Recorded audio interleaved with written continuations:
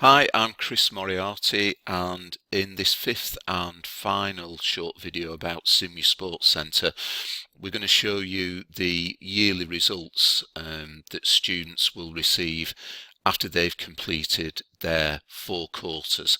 So what we can see is that we're on the page where students have looking at and have completed the 4th quarter of the first year of their simulation. So these visits are easy to see under the quarterly results, but once you've completed the 4th quarter you can click yearly results, and this takes you through to the yearly results page. Now if we look down the left hand side here, we can see this gives you visits at all times, visits on weekdays, weekend visits, morning visits, afternoon visits, evening visits. There's a page for revenue, a page for costs, and an overall summary. So if we look at the visits at all times of the week, what we can see is that it gives a quarter by quarter breakdown of visits and then a total for the year. Now the simulation seminar documentation, which is this document here, contains a complete set of annual results for the year before the students take over management of the simulation. So what students are required and encouraged to do is to compare their annual visits with the results from the seminar documentation for the previous year to assess where the changes are. Are there changes in overall visits? Are there changes in user groups and the way that they have used the centre? Are there changes in the number of visits to different areas of a centre as a result of decisions the students have made around opening hours, programming, pricing, and repairs and maintenance? So the first link is the link to overall visits, but then it's possible to look at weekday visits, weekend visits, morning visits, afternoon visits, and evening visits, and for each of these the students should be comparing their results with the results from the previous year. One other thing just to make a point about is that the simulation does have a quarterly effect built into the model. So sport and leisure is an industry, a business which experiences seasonality of demand, and if we look at quarter 1 to quarter 2 we can see a drop off in visits there. If we look at quarter 2 to quarter 3 we can see visits recovering somewhat, and then if we look at quarter 4 we can see visits here climbing back up to around the same level as they were in quarter 1. So the model which underpins the simulation does have seasonality built into it, and that is something that we ask students to look at. And students shouldn't really compare progress from quarter 1 to quarter 2. They should compare their results for quarter 1 with the previous year's quarter 1, their results for quarter 2 with the previous year's quarter 2, and so on. So that's the detailed visit information which is available within the simulation. So we should now move on just to look at some of the financial information which is available. So I'm going to click on the revenue link. So the revenue page gives us information on revenue for each area of the centre on a quarterly basis. So we can see seasonal effects on revenue. We can look at revenue totals for different areas of the centre per quarter, and we can look at the overall revenue which is generated. This part of the results also gives us information on whether we've had any breakdowns during the period, and what we can see is that, and I think I reduced my maintenance budget at the start of the year. This has had the impact of generating a reasonable number of breakdowns. So overall, in terms of breakdown loss, so lost revenue from closure, which means we haven't had visits and therefore we've lost paying customers, we've lost £10,000 in this particular year, and it gives us information on where the breakdowns have occurred and the total number of days which have been lost through those breakdowns. So again, the student should compare this information with information from the seminar documentation on the previous year's results.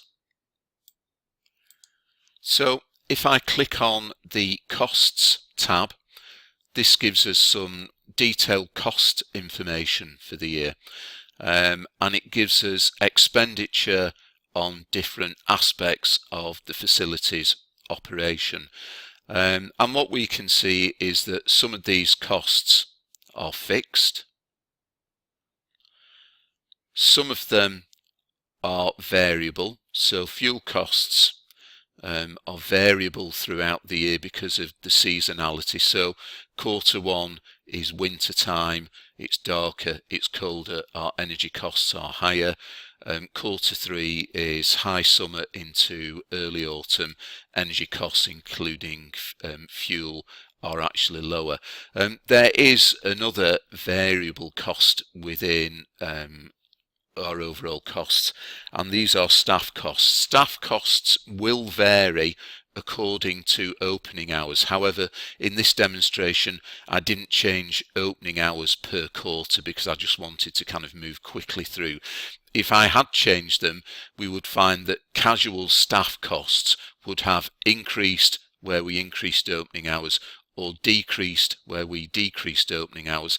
There is a fixed element to staff costs in the full-time salaried staff, but casual staff contribute or count as variable costs. So if we'd opened and closed throughout the year at different times, the staff costs would actually have varied. So this gives us an opportunity to talk to students about, well, if most of the costs in the facility are fixed, and most of them are fixed, to what extent is it a sensible option to close and reduce opening hours in order to try to improve the financial performance, when, because of the fixed nature of those costs, they will still be accruing for all the time that the centre is closed?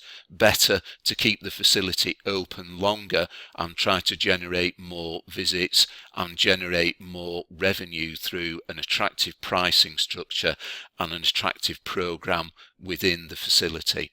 So that's a useful learning point for students, and it allows them to compare their financial performance with the previous year's financial performance. The final bit of information on this page is the breakdown costs. So on the previous page, the revenue page, we looked at how breakdowns could mean that the facility wasn't available for customers to visit, and therefore there was a revenue impact. There's also a cost impact because each breakdown needs to be fixed and has repair costs, and we can see that the repair costs this year have totaled just over £7,000, and it gives us a total costs at the bottom of the year. And the final page gives us an overall summary. So what we can see is a kind of total revenue by quarter and overall, total costs by quarter and overall, and an operating profit. And in this year, the facility, in common with many local authority managed facilities in England and the UK, actually ran at a loss.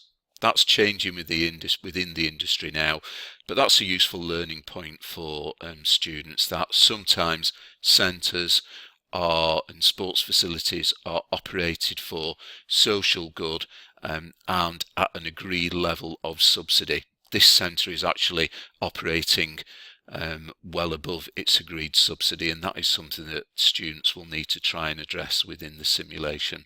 It gives us also information on breakdown details and information on the number of complaints. And as we said earlier, complaints are tied to largely pricing decisions and cleaning decisions which are made throughout the year. Because we didn't vary those an awful lot, we haven't generated a very large number of complaints. So just one final point to make about all of this end of year performance information. It can be used to compare with the previous year to see whether improvements have been made or where performance has declined. At Sheffield Hallam University and within England, we take this a step further. We get them to conduct some benchmarking work. So Sheffield Hallam University's Sport Industry Research Centre is involved in the National Benchmarking Service for Sports Halls and Swimming Pools, which is operated on behalf of Sport England by LeisureNet Solutions.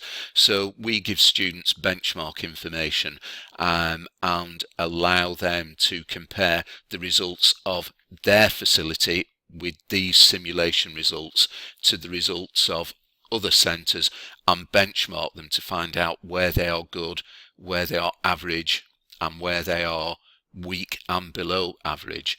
And that also brings up another point, in that this simulation is based on the operation of real sports centres. The costs, the visits are pretty approximable with real sports centres, and it does allow us therefore to compare and bring a sense of reality to the way that we teach this particular subject at Sheffield Hallam University, and hopefully within your university should you choose to use Simu-sportcentre. Thank you.